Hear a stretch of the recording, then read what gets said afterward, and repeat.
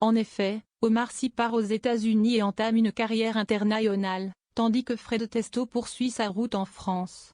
Ce dernier garde une grande affection pour cette période, même s'il ne vit plus au rythme de son binôme d'autrefois. Je suis plus dans sa vie, il n'est plus dans la mienne, expliquait récemment Omar Sy dans une interview sur la chaîne YouTube We Hustle. Une séparation progressive, la vie a fait que petit à petit, ça s'est effrité, raconte-t-il, sans rancune.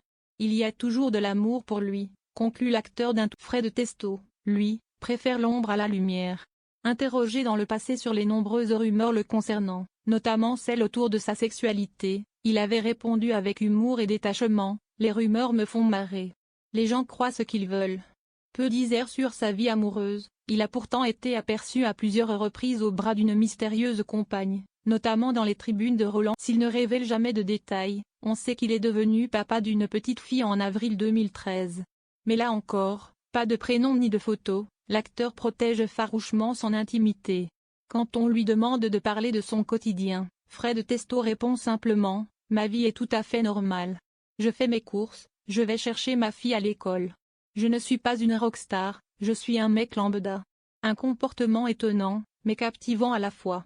Originaire de Corse, Fred Testo a grandi entre Tarabuxeta et Pinarello, avant de passer une partie de sa jeunesse à Nice.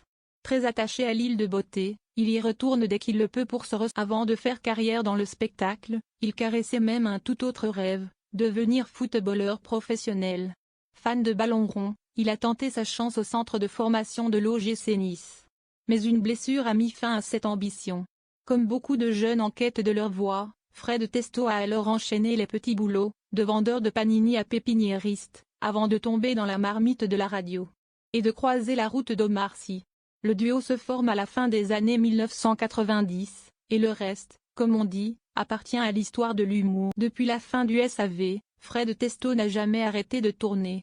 Il a multiplié les rôles au cinéma et à la télévision, s'essayant même au drame dans certaines productions saluées par la critique. En 2016, il rejoint la série Sam, aux côtés de Natasha Lindinger. Un rôle qu'il continue d'interpréter avec brio, prouvant une fois de plus qu'il ne se limite pas au registre comique. Mais s'il reste populaire, Fred Testo refuse les excès du star system.